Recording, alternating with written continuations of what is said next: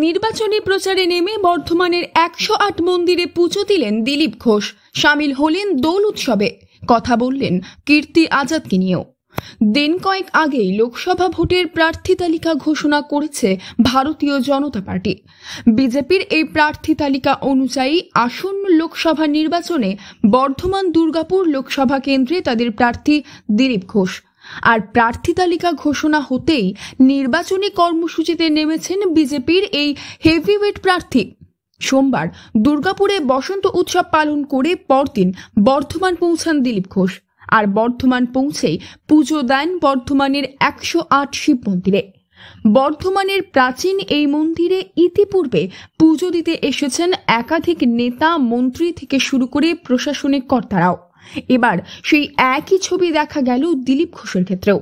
মঙ্গলবার সকালে বর্ধমানের 108 শিব মন্দিরে পুজো দিতে দেখা যায় বর্ধমান দুর্গাপুর লোকসভা কেন্দ্রের বিজেপি মনোনীত প্রার্থী দিলীপ ঘোষকে।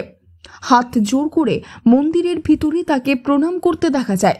পরবর্তীতে পুজো দেওয়ার পর সংবাদ মাধ্যমের মুখোমুখি হন দিলীপ ঘোষ। সাংবাদিকদের মুখোমুখি হয়ে বর্ধমান দুর্গাপুর লোকসভা কেন্দ্রের প্রার্থী দিলীপ ঘোষ তার পুজো দেওয়া প্রসঙ্গে বলেন,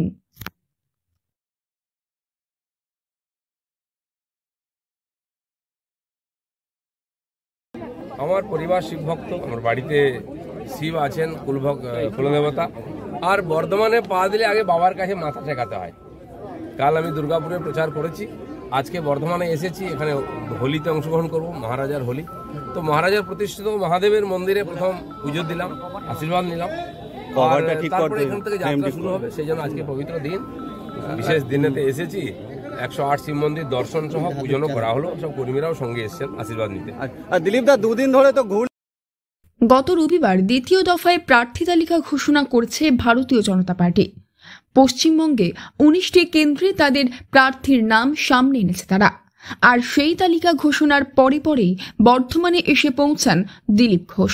মঙ্গলবার সকালে পুজো দিয়ে বর্ধমানের বড় নীলপুরে চলে যান তিনি। দলীয় কর্মী ও সাধারণ মানুষের সঙ্গে মেতে ওঠেন রঙের উৎসবে। আজ বুধবার সকালে দিলীপ ঘোষকে বর্ধমানের টাউন হলে প্রাতঃভ্রমণ করতে এবং পরবর্তীতে চায়ে পে চর্চায় অংশগ্রহণ করতেও দেখা যায়। তাকে ঘিরে দলীয় কর্মী সমর্থকদের উচ্ছ্বাস চোখে পড়ার মতো।